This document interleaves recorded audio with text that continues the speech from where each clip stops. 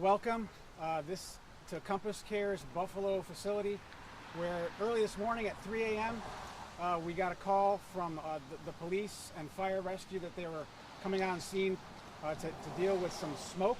Come to find out that the windows behind us were smashed in and fires were lit intentionally. You'll see a sign over here with graffiti saying Jane was here. That represents Jane's Revenge. It's an abortion terrorist group which have taken responsibility for other vandalisms and fire bombings across the country.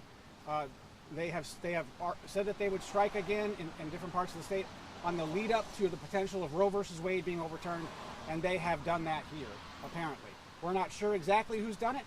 The FBI is investigating. They have been involved for the last 2 weeks, as well as the Amherst police. This has been an ongoing concern. We have been threatened with online and in person on multiple occasions, and we were concerned that this would escalate, and so obviously it has. CompassCare is a pro-life medical office. We provide baseline medical care, OB care, STD testing and treatment, and abortion pill reversals to women seriously considering abortion. We give them comprehensive community support, all for free. When they destroyed this facility, and destroyed it they have, they eliminated the ability for women to receive free care, the care they so desperately need and deserve. The reason why we are pro-life is because every single human being is made in the image of God and equally valuable, deserving of blessing and protection. That's why pro-life people are pro-life. And we are pro-life not just for women and their preborn babies, but also we value the lives of the people that firebombed this facility. That's the depth of our pro-life convictions, and that is a true pro-life conviction. So we are outraged, we are deeply saddened, and the community is rallying. All across the country, I've received phone calls today and this morning, ever since 3 o'clock this morning, people rallying, saying, how can we help? What can we do? We're praying for you. We certainly do covet your prayers here at CompassCare.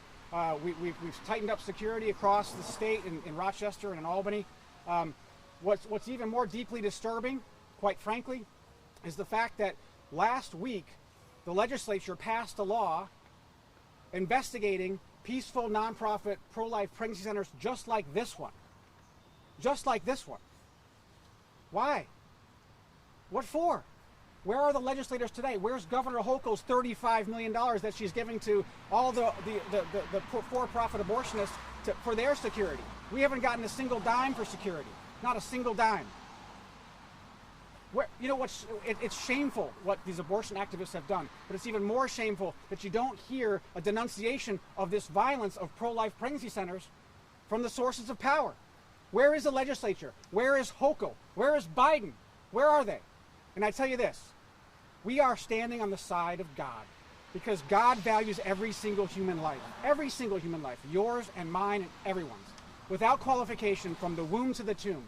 And if we decide to pick and choose who qualifies as a human and who doesn't, who qualifies as a person under the law and who doesn't, that's when systemic injustice takes place. And that's what we're seeing with abortion today. When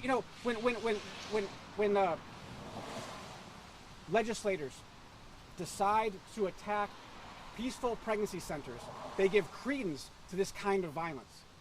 We are peaceful, nonprofit, pro-life people. All we want to do is serve women. All we want to do is meet their unmet health care and resource needs, and now we can't. And so we're going to try to find alternate space to continue to serve these patients. We're finding places right now. As we speak, we've got our team scrambling to find a location to continue to serve patients tomorrow and the next day and the next day after that. We've got several months ahead of us to repair this facility. Anything the community can do to help restore the services of CompassCare would be greatly appreciated. I'll take any questions you have. Could you identify yourself? Say and spell your first and last name. Yes, thank you very much. My name is Jim Harden, Jimharden. I am the CEO of CompassCare Pregnancy Services. Jim, who are you going to vote? The people standing behind me, the person to my left is Buffalo's regional executive. He's been here since 3 o'clock this morning, managing the scene. Behind me, we've got some of our CompassCare nurses who deliver care, and some of our CompassCare supporters in the church community around us. Like I said, the community has rallied. They are outraged, and we're going to keep moving on. The intent was for CompassCare to stop services. We won't stop. Jim, can I ask you, typically, what the service you offer? Someone comes here, perhaps in a crisis pregnancy. That's right. What do you do? Is it I see you have RNs. I assume that's to see if you're pregnant or not. Yep. And then what do you offer? Consultation on alternatives to termination of pregnancies? Yeah. CompassCare offers baseline medical care, options consultation. We help women understand all their options. We help them understand, number one, are they really pregnant? Is it possible to have a positive pregnancy test and not have a viable pregnancy? And the answer is yes. They need medical intervention to figure out if we got a bona fide viable pregnancy. Secondly, we provide gestational age determination through ultrasound exams, and that helps to determine how far along she is in the pregnancy, which helps her understand what kind of abortion procedure she'd be eligible for, which determines cost and side effects, etc. We also provide STD testing and treatment. For example, if a woman tests positive for some of the most common STDs like chlamydia, and she does not get treatment prior to an abortion, she increases her risk of pelvic inflammatory disease by 25% after the first 4 weeks of that procedure. And pelvic inflammatory disease causes internal scarring, ectopic pregnancies.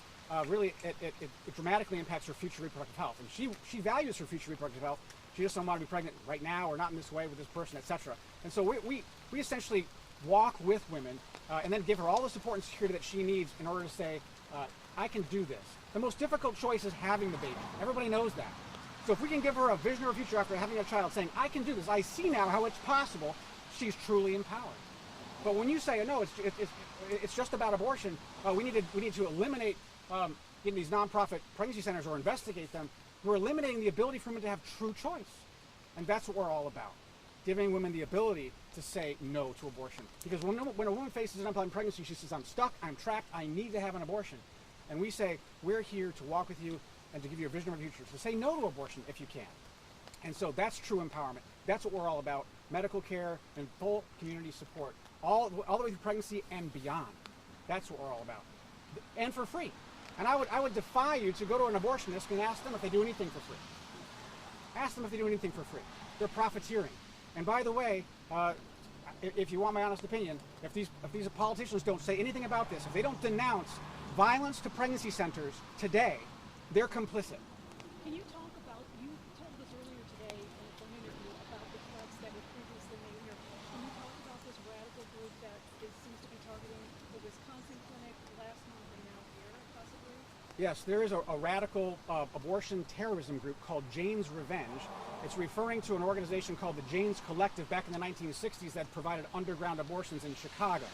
Okay, so thank you very much. So essentially, Jane's Revenge is referring to that, and their motto is essentially something like, if abortion's not safe, then neither are you. But you know what? New York State is the abortion capital of the United States. There are more abortions per capita in New York State than anywhere else in the nation. And when Roe versus Wade is overturned, abortion tourism will start, and women will be coming to New York State from all over the country, just like what happened in 1970, 71, and 72. Women came from all over the country to get their abortions here before Roe versus Wade was passed. And that's what's going to happen again. We're already seeing women from Texas because of the bans in Texas reaching out to us for services. And we're expecting more of that if Roe versus Wade is overturned. So Jane's Revenge is this group that's attempting to strike fear into the hearts of pro-life service organizations to keep them from providing care. Is there surveillance out here? We do have surveillance, yes. We have cameras, and the investigation is ongoing. We have all that data, and we're going to be looking it over to see exactly if we can find out who exactly did this work. The data wasn't destroyed in the fire? Because you can see the cameras plainly, they go someplace. The data was not destroyed in the fire.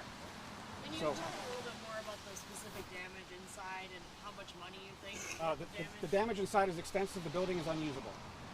We have extensive fire damage and smoke damage throughout, and it'll take several months and probably probably $100,000 to repair, if not more. We're not exactly sure of the estimates yet, but the insurance company and investors are coming out. Can you walk us through what you think took place here this morning, as far as what they tried to do, where they tried getting in?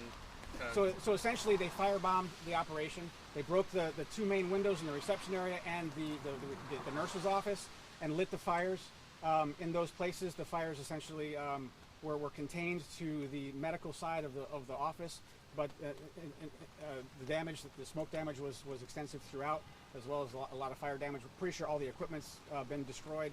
We're not sure. We haven't been able to get in and turn it on. All of our power's out. Yeah, there's a lot we don't know yet, but rest assured, services will continue starting tomorrow at a new location. And I really don't want to disclose that location at this point in time. As you can well imagine, we have security concerns. And you'll just convey it to Our your patients. clients? Our patients will know where our facility is, and we'll be able to serve them. Yeah. If anything on investigator we heard from the police just saying that it's suspected arson. What are they telling you? What about the FBI involvement? We have been working, like I said, we've been working this particular concern for several weeks, if not 2 months right now.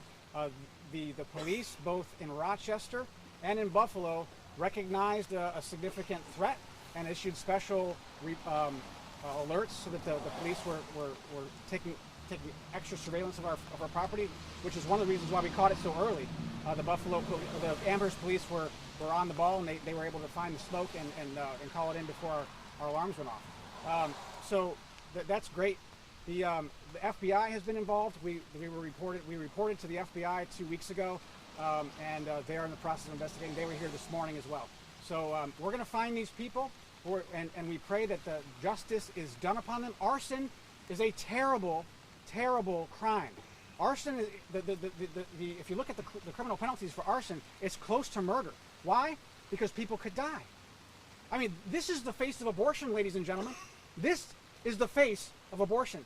They're revealing it to us right now. We're all about life. We want to save every single human life we possibly can, and they're looking to destroy our ability to do that. Well, they did not succeed. They might have destroyed our ability to use this facility, but we will keep serving patients no matter what. No matter what. What's your message to people that are willing to commit violence on both sides of this issue? Because it does seem like it occurs on, the pro and the con. Well, let me just make it very clear. Anybody who claims to be pro-life and is violent is not pro-life. I mean, the pro-lifers that you see are praying. The pro-lifers that you see are out in broad daylight with their children. The pro-lifers that you see are with me, behind me. The pro-lifers that you see are of every race, creed, color, and age. That's the true pro-lifer.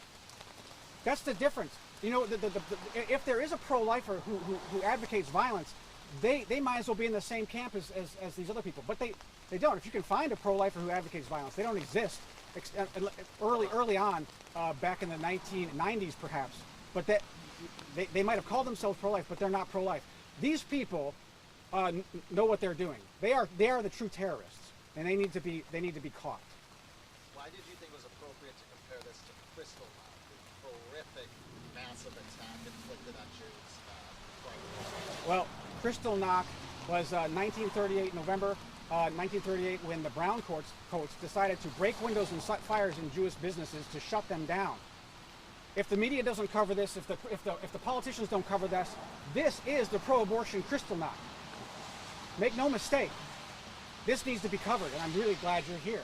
Let's see if the politicians will come out and condemn this violence. Let's see if it's truly the pro-abortion Crystal Knock. How many women do you serve here on a typical month? On a typical month, we serve here in Buffalo. We're looking at somewhere on the order of I think 20 patients a week. Somewhere between that and multiply that by 4 weeks. It's a very busy facility. We're able to serve 25% of the entire market of women in the Buffalo area seriously considering abortion and in need of ethical medical care and comprehensive support. That's a lot. We've got a cadre of nurses and physicians who are able to do that, as well as church support coming alongside all these women, and we're super grateful to be part of what's going on here through the church in Buffalo. Thank you. Thank you for coming. Any other questions? Great.